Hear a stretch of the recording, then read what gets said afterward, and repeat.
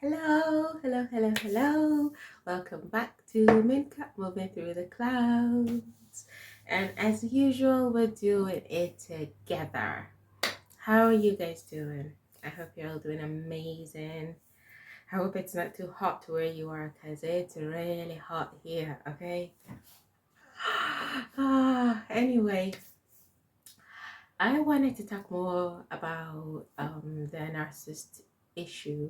If you watched my last video, I talked about how to spot a narcissist, and because I talked about it, I've been kind of going over it and thinking more about my experiences with each and every one of the narcissists that I've come across. And I had to kind of jot down some of the things that they said, they did, that I missed, and now I'm kind of seeing even more clearly and getting to just understand it. So I thought it would be such a fun video idea to come here and share some of the things they have said or done to me personally, and maybe you can relate with that, or maybe you can take away something from that as something to, I don't know, maybe that could give you some sort of validation, or maybe it could help you understand something better. It might be a little bit noisy on the outside. If it gets noisy, I would close the window, but I really need the breeze, okay? So yeah, I got my iced coffee here. I hope you have something to drink as well. Let's keep this as lighthearted and as fun as it can possibly be, okay? In my experience, they share similarities, but each and everyone has their own method or something that they use. It's all some form of manipulation, some form of control, a way to get what they want out of you, a way to when they need something from you, they can be really nice, really kind, okay? Here, for example, when I was growing up, I used to be told my eyes looked like raw meat without wearing an eyeliner. Funny enough, I'm not wearing an eyeliner today, so please let me know if you think my eyes look like raw meat. And guess what? I really don't care, respectfully. I've come to love my eyes so very much. I've come to appreciate the skin that I walk in. I used to be unable to step out without any makeup, without doing too much to myself because of that insecurity. When I was growing up, I was told I had to show up, I had to cover my face, I had to dress to the nine. I couldn't just be myself. And quite honestly, I feel like the true me doesn't really care. Like, now I'm appreciating my skin more, I'm appreciating my face more. When I wear makeup, like a lipstick now that I'm wearing, I do it because I like it. I like how it makes me feel, I like how I look with it, and I want it to do it, not because an insecure part of me needs it to show up. But I don't care now. I can go out without makeup, I can go to the store, I can go anywhere, and I would still feel as confident as I do feel whether I'm wearing it or not. But in the past, it was a real journey for me through therapy and also affirmation, taking control back of myself and learning to love myself more and just accepting the skin that I'm in. I used to be called fat, ugly. I remember one of the things that stuck with me was being called like a pile of laundry because I had just had my baby just months prior, and I still had that postpartum weight on me. And I think my in-laws were visiting, and I was kind of going downstairs to see them, so I just put in a dress to kind of go downstairs to see them. And she literally came in and started calling me like just insulted me to a T. My confidence was already low. It went like this. Okay. And I don't miss those days, but it's fun to look at how far I have come, that those things don't affect me anymore. Because there was a time I would only cry when I think about these things. I would beat myself up. Because I was still seeing myself through those lenses that I was told. Um, Now I look at myself better. Now I see myself in a better light, which is such a blessing. And I'm so grateful. I kept pushing through and I stayed away from all the things that continue to pour those ideas in me, because I believe if I was still communicating or giving them that power today, they would still continue to talk to me that way, to insult me like that, to put me down like that. But I set that boundary. I stopped communicating with them. I went no contact. Um, some of the things that I remember is ridiculing me in public. Yeah, this one I can't forget. It was in a marketplace, and I have sensory, I don't like sensory overload. So when I'm in a public space, I generally feel too much energy, and so it's hard for me to kind of focus. And I was kind of feeling overwhelmed, and she was talking to me. I didn't really hear what she was trying to say. Um,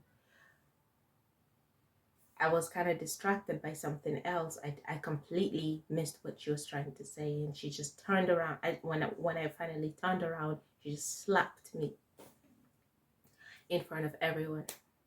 That day, I wanted the ground to just crack open so I can go in and hide, because I could feel everyone's eyes on me. And I kind of grew up way faster than my age, sort of like I bloomed way faster than my age. So at 14, 15, I was kind of looking like I was 18, 21, you know. So I felt like I had an image to keep up with because I was expected to. And that really embarrassed me. I think I was maybe 14, 15 when that happened. I must have been 16. I think 16 when that happened, and I really wanted the ground to open so I can just hide in it. That really did set me up in my life to expect public humiliation, to hide away and not try to be the center of attention. Um, I carried that shame for a very long time. I think I remember when I was trying to heal from some shame, that was one of the core memories that stayed with me. It was very hard to let go of that. My inner child was holding on to that very tightly. That was very wounding for me.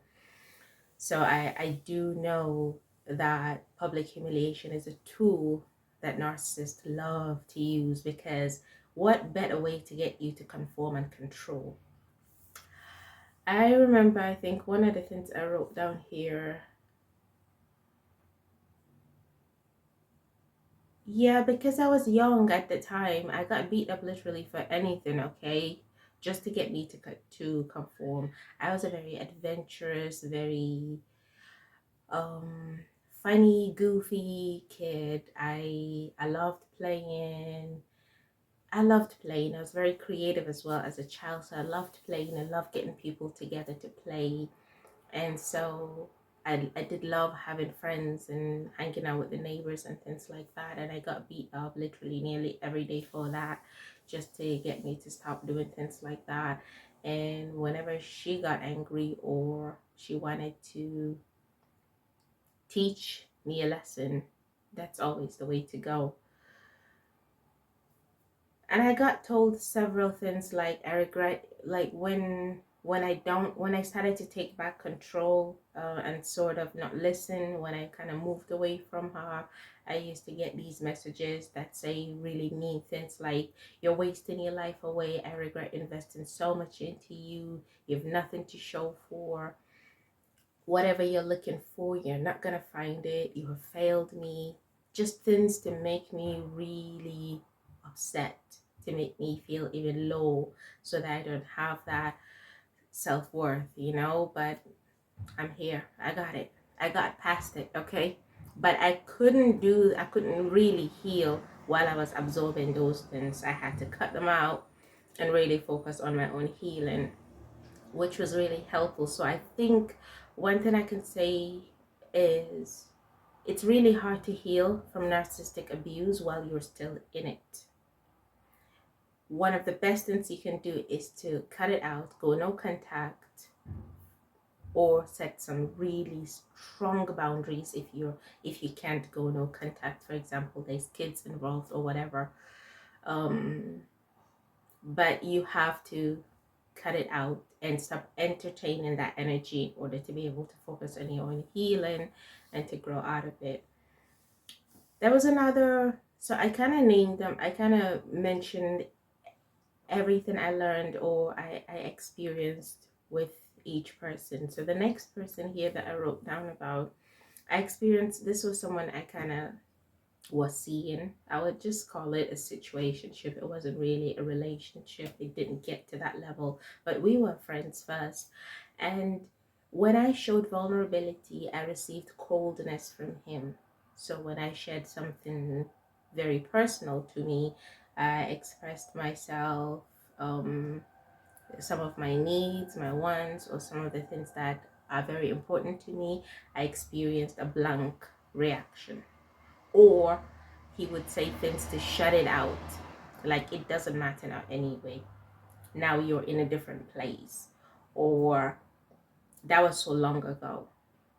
So to kind of dismiss my feelings without realizing that I'm sharing because this is something that means much to me, because if it happened so long ago and I'm still talking about it, so that's maybe something, right? But I will receive blankness. But yet he still comes to me when he needs someone to listen to him, someone to vent to, someone to hear him out. But I never receive the same. So if you're in a relationship or in a situation or in any connection where you feel like you're able to soothe the other person or show up for them, be there, but you don't get the same, it's time to really rethink what that relationship is. Whether they are enough or not, I don't support you being in any situation where you're sharing and you don't get some feelings, you're not held, you're not given some space to do that, and you're not shown any emotions. Your feelings have been dismissed, but you are there for them. It's not a balanced situation, and I don't think that's a safe space for anyone to be in anyway.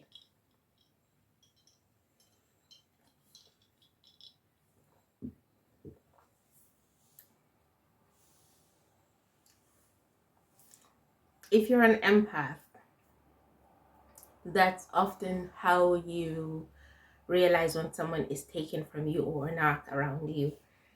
They usually do come to you when they need that empathic ear, when they need that understanding, when they need someone to vent to, because you have healing energy, because you're able to empathize, you're able to understand what they're going through, you're able to humanize their experience and step into their shoes.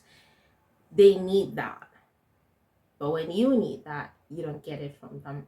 So it's often a one-way street dealing with a narcissist in that way.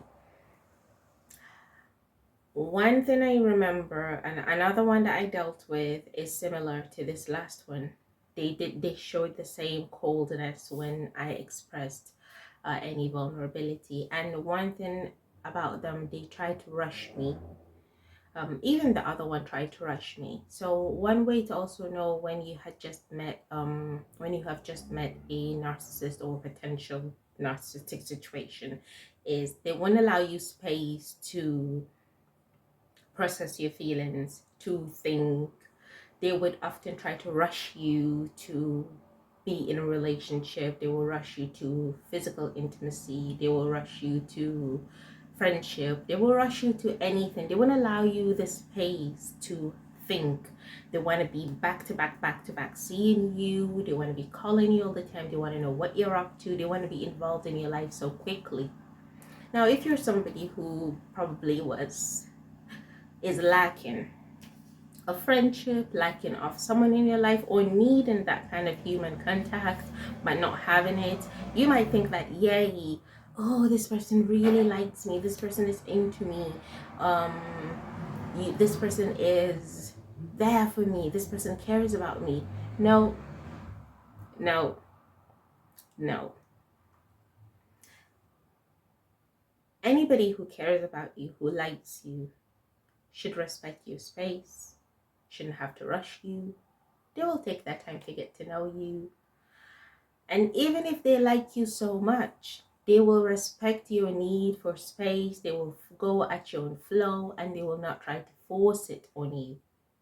So once you start to notice those little things, little habits, you're likely dealing with a narcissist or somebody who is very toxic. It doesn't have to be a narcissist, but that was my experience with a narcissist. And about 4 of them, actually 5 of them, showed that behavior. So perhaps it is a common trait in narcissists to have, where they love bomb you, they rush you in. Because if someone allows you time and space to think, then you would start to question their behaviors, how they're showing up, why they're rushing you. You would start to ask yourself the important things that they don't want you to think.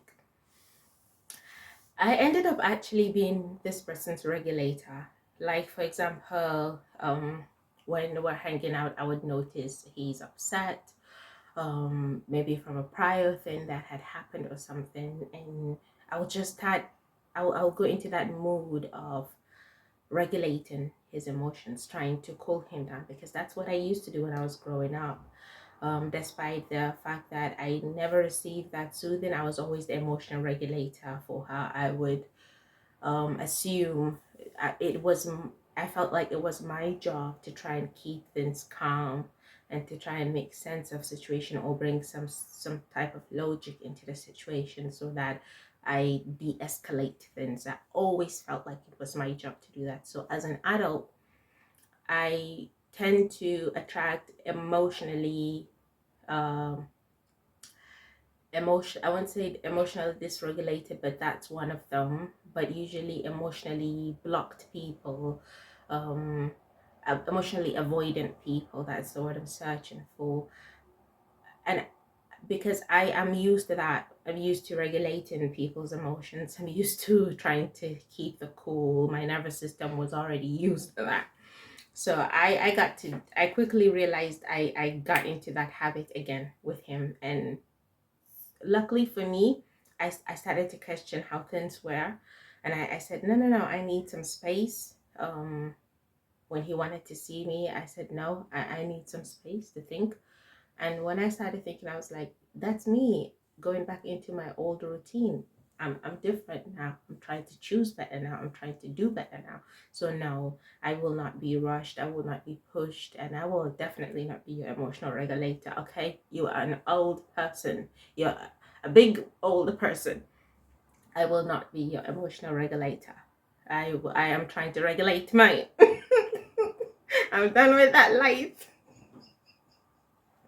I'm done with that life. That's not me no more, okay?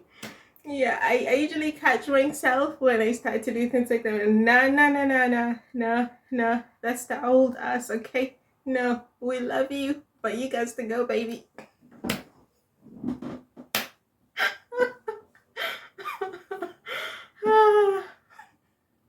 And yeah, another thing that really caught my attention, when I told him about not speaking with my mom because I was in no contact with her due to the things that I had told you prior, this man took her side.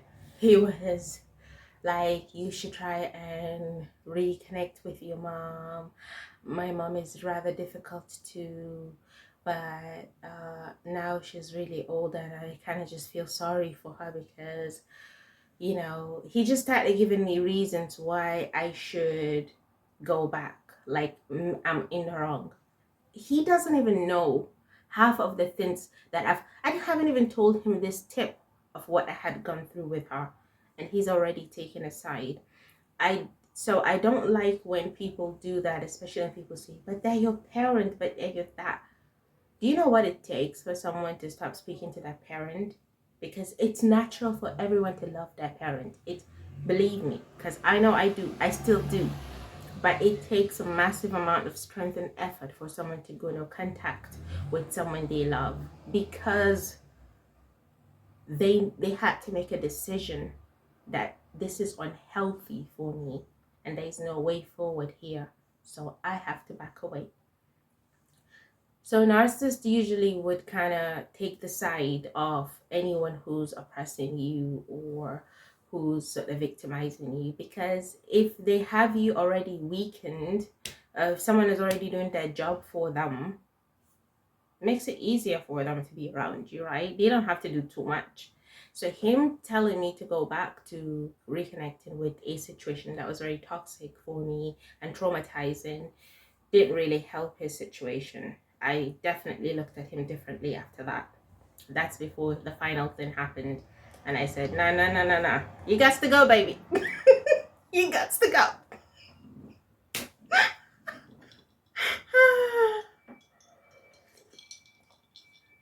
So another thing that he did to push me off the rail was he wanted access to me without earning it. At that time, I had already done a major amount of healing on myself.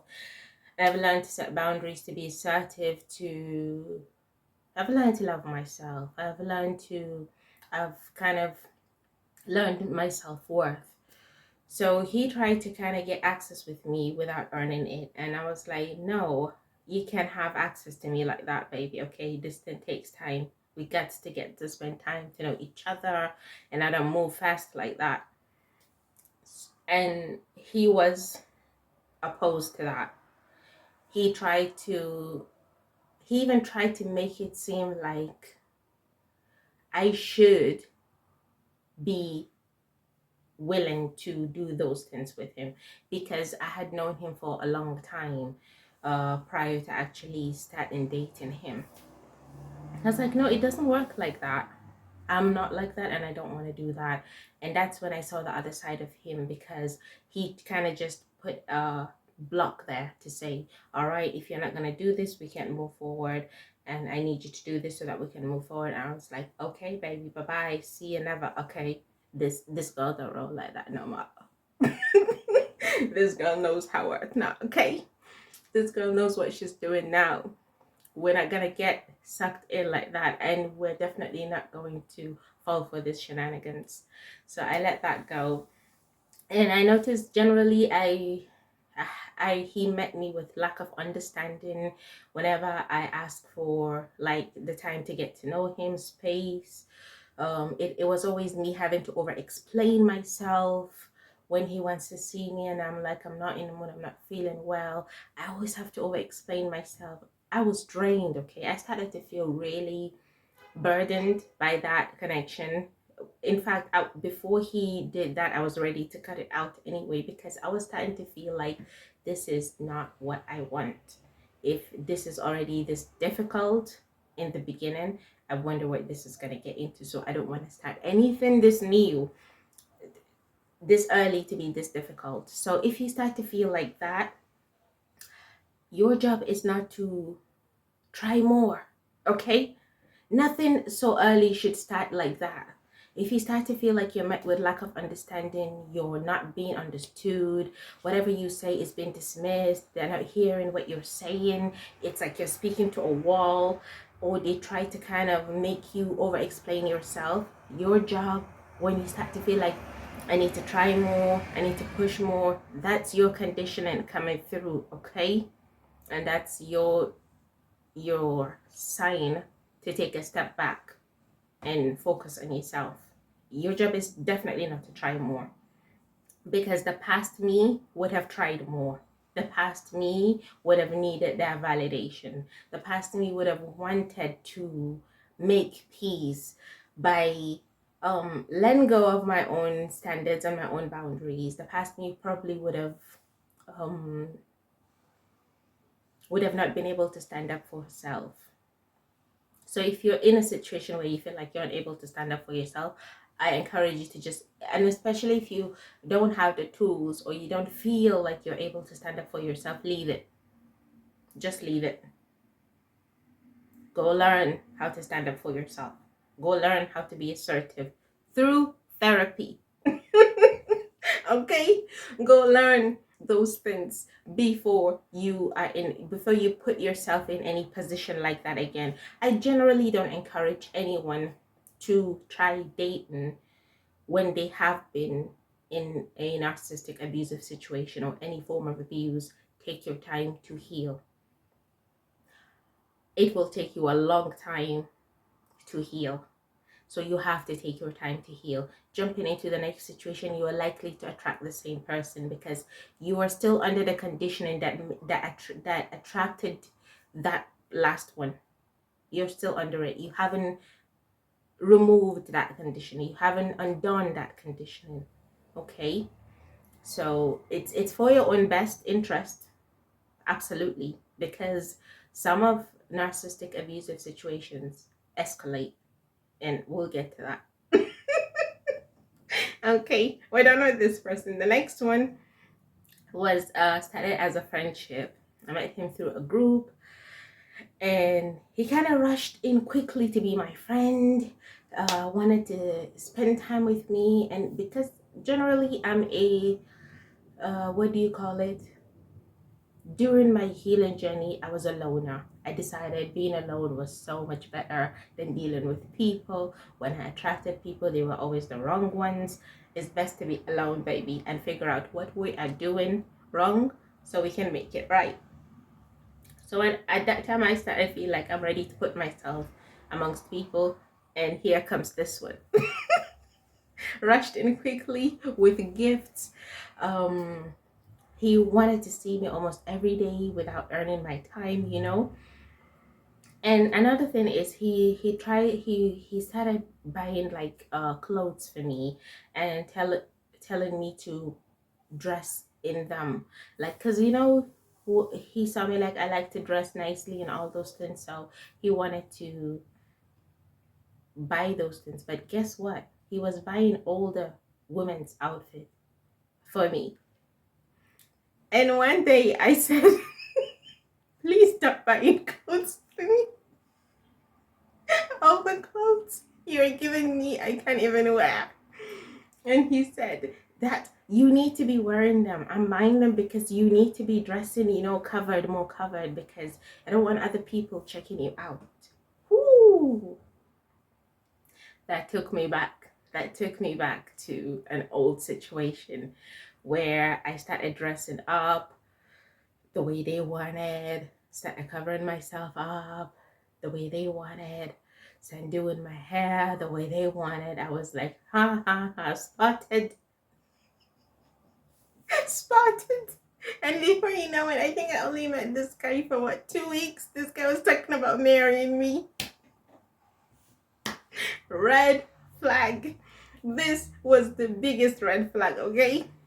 So they would try to rush you so quickly. You need to breathe. You need your space. You need to think. And it turns out he was actually into some things that was very triggering to me as well. And I was like, listen, okay, this is a little bit too much for me. I'm sorry, I can't see you anymore. Thank you for your friendship, but there it is. We got to leave it there. That was done. And this one was a girl. Okay, we were friends. She got jealous of my other bestie. That was a long time ago. She got jealous of my other bestie, and she would always have things to chip in, saying that I love the other one more, making me feel awkward, putting me in this awkward situation. So watch out for that. Yeah, she would always tell me I look bad in an outfit. Like when I'm dressed up to go out, or I just wear something I'm really excited about, she would just say, oh my God, why are you wearing that? You look hideous. How are you even gonna go out with that? No, you need to wear something else. And in the beginning, I actually trusted her, so I would go in and change. I would go and wear something else because, and I looked in the mirror. I know I looked all right. I've never had issues fitting things together. Okay, I don't. Sometimes, you know, it is what it is. But I knew I looked good. But she wouldn't make me question my reality. which it's something narcissists are really good at. They make you question your reality.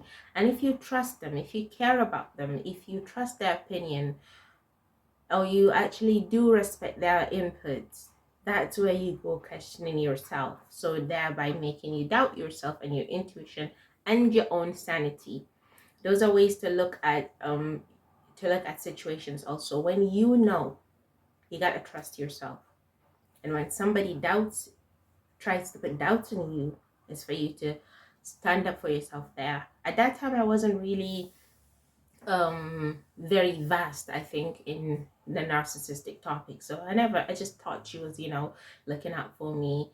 And one thing that triggered me about her is eventually she started sounding like my mom, especially when I disagree with her. And that would trigger me. That would take me back to when I was little. And I would be like, you're not my mother. Why are you speaking to me like that? That made me question her and our friendship.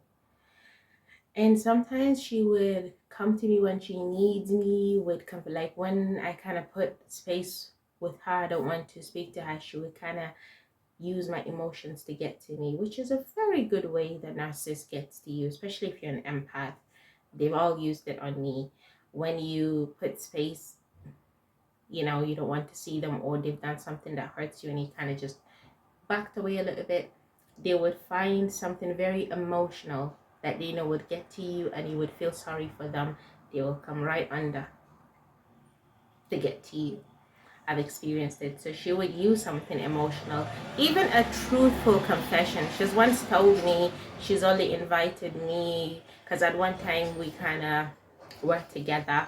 Living together. She kind of invited me because she was, she needed someone to love her. She needed someone to care for her, and she knew that I was that type of person.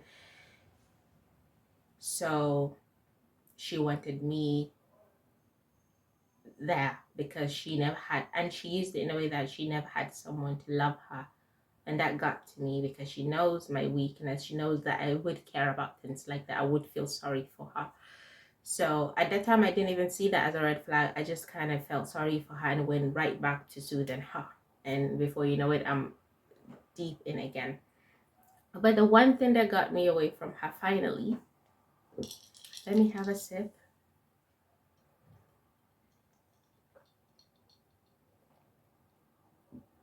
The one thing that got me finally away from her, she invited me to a party.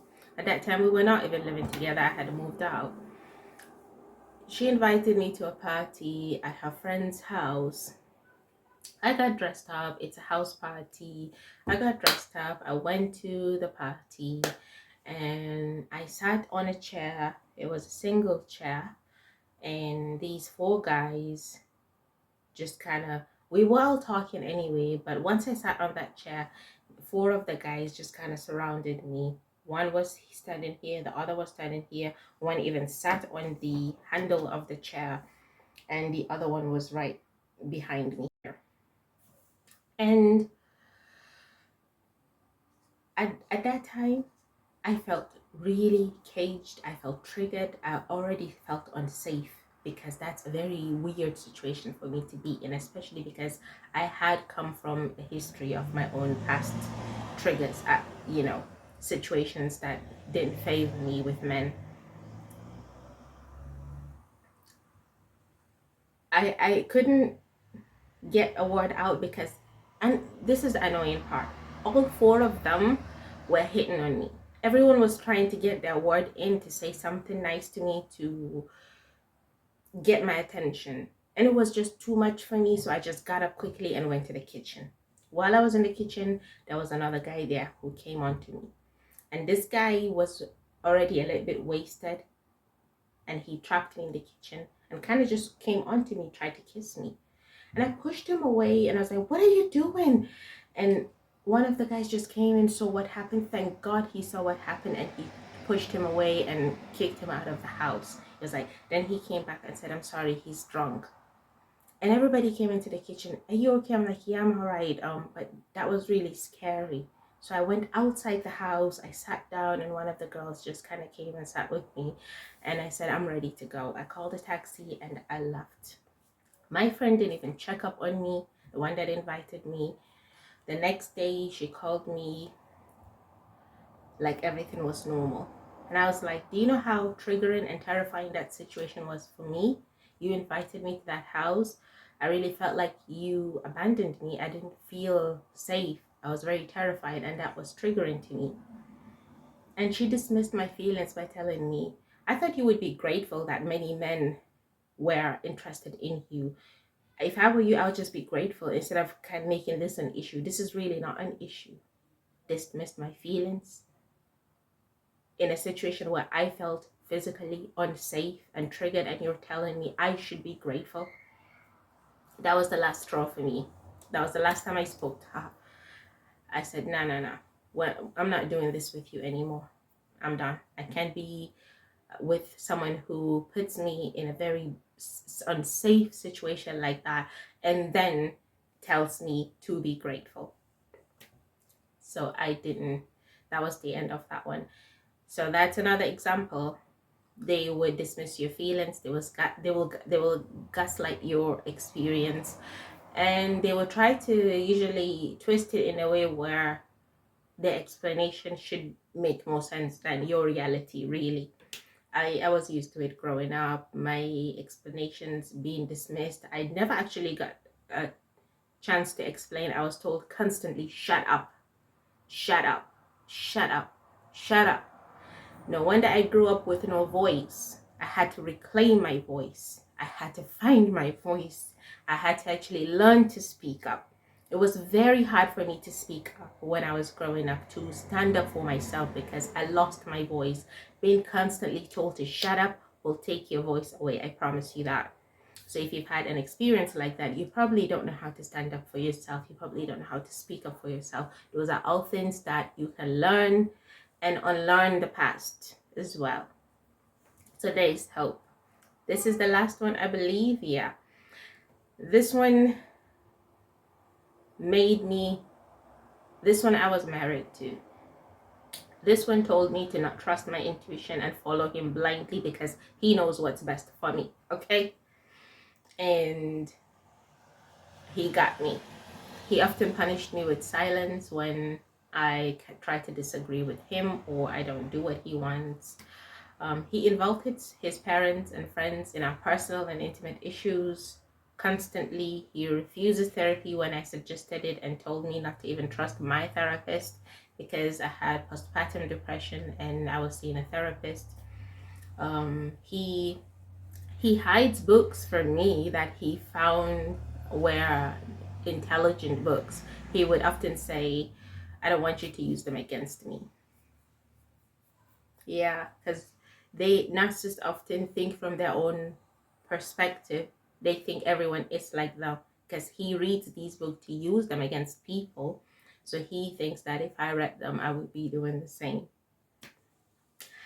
He didn't want me talking about my accomplishments, and he would often tell me to stop telling people, even though I don't just go telling people. When people come to us or we're welcoming people, they ask you questions. What am I supposed to do? Go blank? This guy told me to stop talking about the things that I have achieved, or even the college that I went to, my degree, what I was studying. I should stop talking about that at all. That why do I always talk about that? I was asked, what am I supposed to do? So they would often try to undervalue your accomplishments, make you hide them away so that nobody knows that you are capable. Okay, or maybe hoping that you would also forget that you are capable. Yeah. And another thing here that I wrote down is I disclosed some of the past abuse that I had experienced in our early relationship because I thought he was someone I could trust. Another mistake, and he found a way to make it my fault. He found a way to point out all my fault, all the steps that led me to that. And I believed him at the time, unfortunately. I believed him. I blamed myself for being abused. This is how dangerous narcissists are.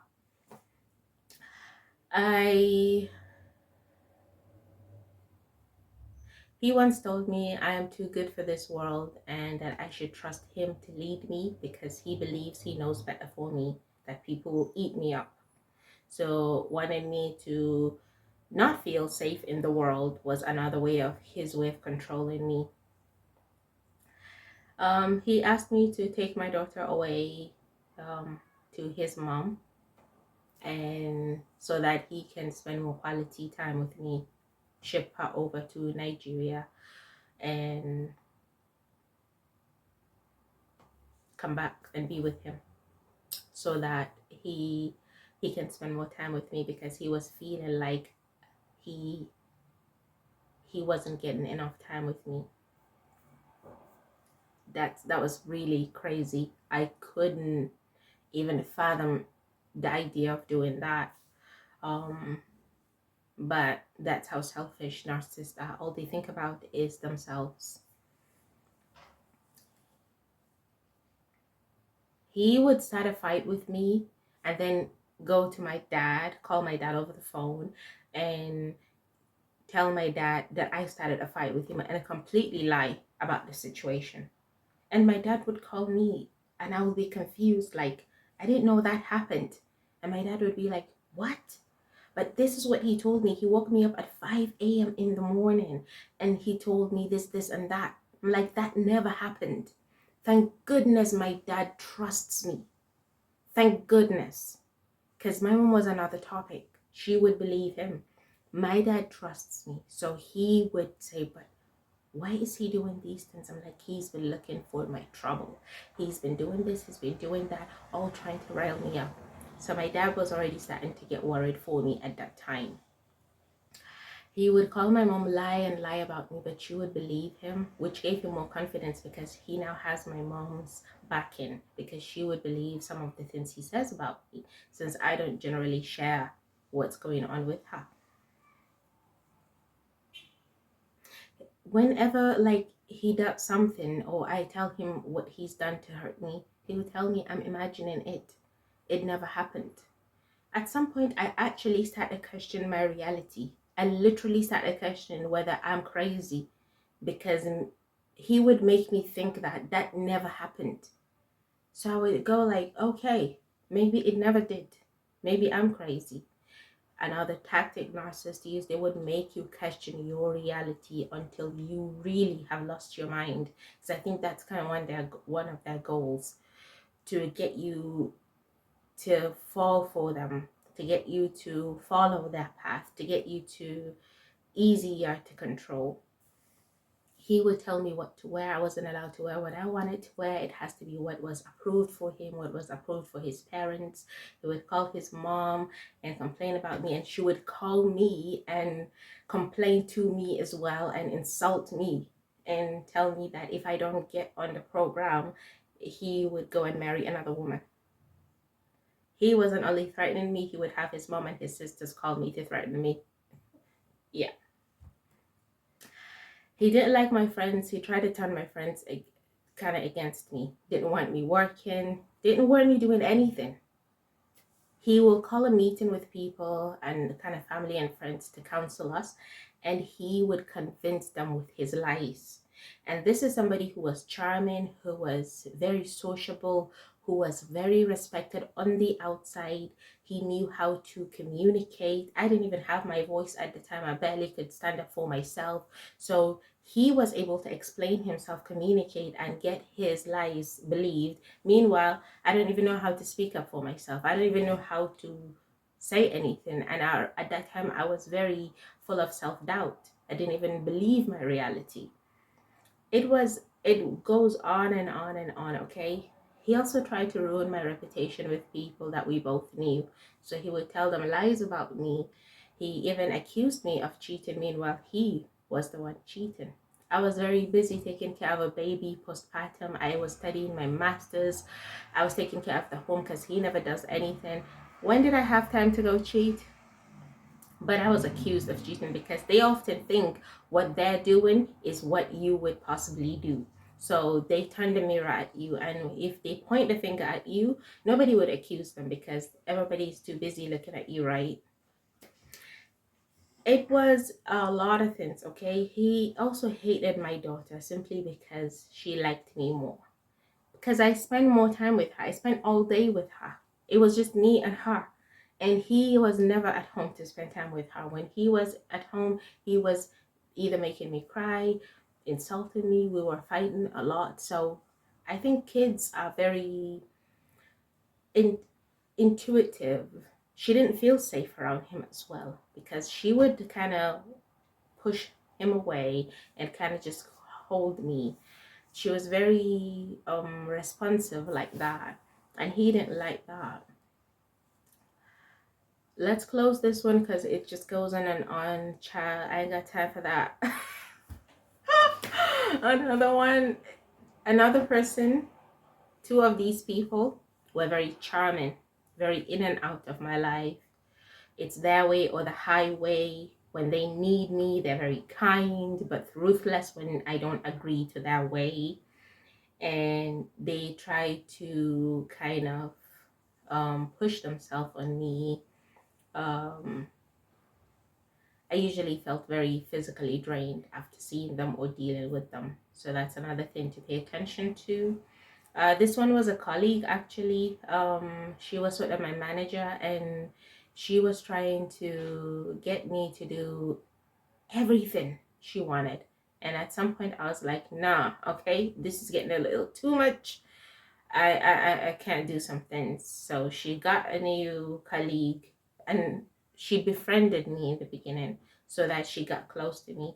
And when she realized she can't control me anyhow she wanted, she now befriended another colleague and started kind of ignoring me to kind of put me down. And I said, bye bye, I don't have to be here, baby.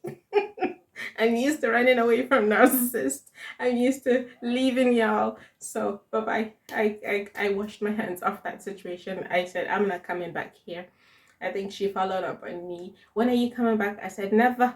I'm never coming back here, honey. I'm never doing this again. The best thing you can do to narcissists is to say no, to stand up for yourself. I will always say this. To be able to stand up for yourself will have you getting, I wouldn't say your way, but being safe in the world.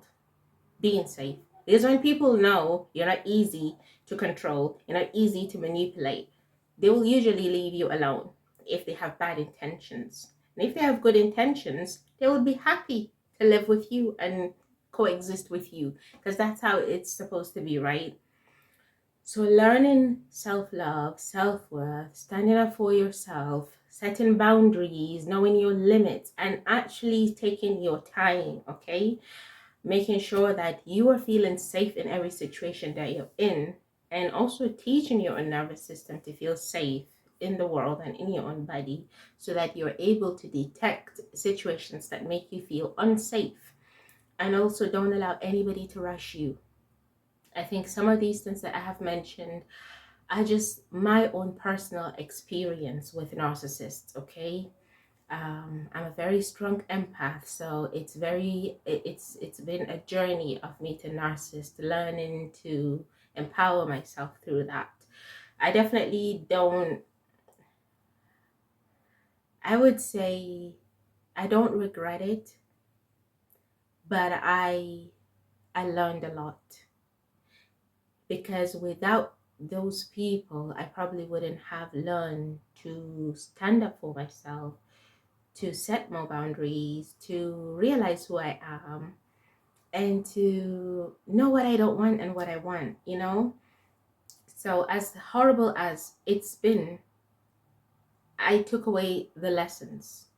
So always remember that struggle is a choice, and wherever you are in life, you can always make better choices, better decisions, and live better. You don't have to stay in a situation that continues to constrict you, to take away from you, and to drain you of your own energy. I really hope that these examples would help you understand how narcissists operate. This is, by the way, this is not an educative video or some sort of something that you can take as a professional advice.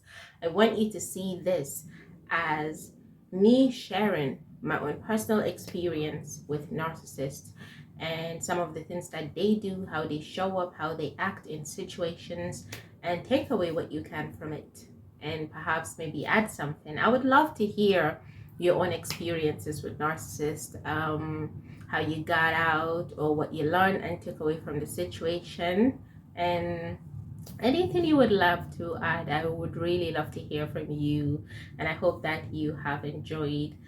Well, this is, I would say, enjoy. Really talking about narcissists is not often the best topic, I shall say, but I'm in a place now I'm able to talk about it without absorbing it. It is just information going through, and it is not something that can stay with me anymore. I have risen above this. I'm grateful for that, and I really hope that if you're watching this, you too have, and or you're on your way to doing so. And good luck on your journey, and remember to always remain empowered. Empower yourself. No one can take away from you without you allowing them to. You can always stand up for yourself, and an empowered person is a narcissist's worst nightmare, because you don't need their validation, you don't need their whatever it is they think they got going on. You don't need anything from them. You are perfectly whole within yourself. I love you so much, and I wish you the best of all things, glitters and lovely things. Thank you for tuning in. I will catch you on the next video. I love you. Take care. Mwah.